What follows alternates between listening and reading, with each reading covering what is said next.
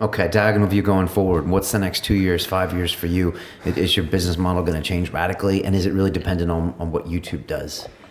I'd say in the past 12 months, YouTube's doing a lot of the right things. It's pretty amazing. Their corporate governance has improved a lot. Their business acumen has increased a lot. So there's confidence from us and trust that's increased in terms of our balance sheet. We now can deploy against it with some certainty, which is really, really helpful. Yeah. We don't have a lot of capital to hit banana skins, so we have to execute pretty impeccably. To hit banana skins, that means not to take too many crazy chances. When you're walking down the street and you hit a banana skin and you hit the back of your head on the cement, we can't do that too often. You need to bet on sure things. We need to bet on sure things, and YouTube is feeling like a surer thing. Touch wood. But I think if you look at our CPMs as a company over time, so CPMs being the ad rate on our content, on an average, because now YouTube is improving so much, our CPMs keep going up. We've always been good at getting views, even way back to the days I referred to on MySpace, etc. We've had very sociable content, all of it professionally produced, a lot of P&G and car adverts on there, Procter & Gamble, car adverts, really high CPMs.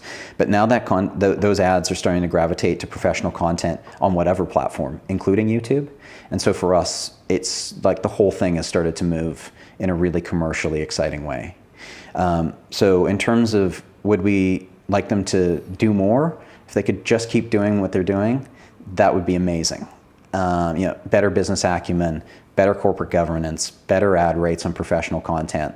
That feels to me like a good place to be. And there was a recent article in the New York Times, and they were featuring some of the younger people with YouTube channels and talking about how the CPMs had kind of dropped from, say, $9 average down to $7 average, and how they're having a harder time, completely running their entire, small media empires on ads in YouTube, and how, maybe even 2 out of 10 of those ads are even getting served up. That's the thing. There isn't the inventory. And, I think it's something that any real YouTuber has known for a long time, that you cannot survive on YouTube ads. You have to have some other revenue stream, whether it be a corporate placement or selling t-shirts or something like that. People say that. Yeah. I don't know if it's true. Okay. Which part?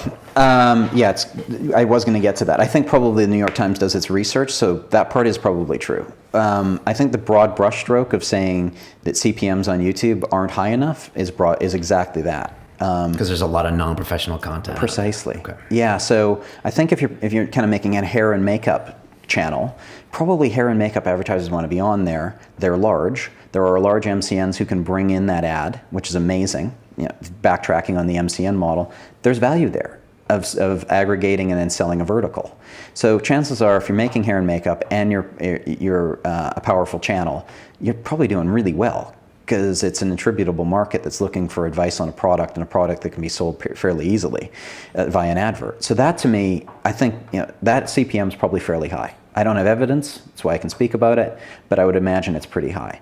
If you're a kid recording someone else's IP, putting your voice over the top of it, is it even your IP, is where I would start that conversation. Secondly, will an advertiser go on that? Don't know, because it's not your IP. Thirdly, even if an advertiser wrote a check for $100,000, probably they're not writing it to you directly, putting it in your mailbox. So you don't know if that money's going to come in, and they don't know that you're going to be there tomorrow making another great, wonderful, amazing clip without using the F word. So there's an inconsistency, or at least a lot of questions that need to be asked about probably 95% of the content on YouTube. Whereas that 5% that's run by professional studios, produced for the platform, that'll probably keep attracting, has attracted and probably keep attracting more and more money over the next few years, because there's consistency of product. And also, as we've grown up, there's just greater audience, because audience is starting to gravitate to more pro content over time. What about Diagonal View? Is it something that you need to scale to survive in the future? Do you need more investment, or it sounds like you don't necessarily? You guys have grown organically very well for the last 6 years. Yeah, we've grown organically. I think in terms of support, let's do the next 3-5 years. So in 3 years, we'll be 9 years old as a company. I think where we'd like to take the company is to have, in the next 12 months, probably next 16 months, we'd like to get to 10 million subscribers on our own content. We're at just over 3 million on our own content today. So 10 million would make a pretty big footprint. We have a plan that takes us by the end of June to get there. So that's execution piece number one, and we're really excited about it. We're putting more money into developing our current products and further product suites in terms of what we make.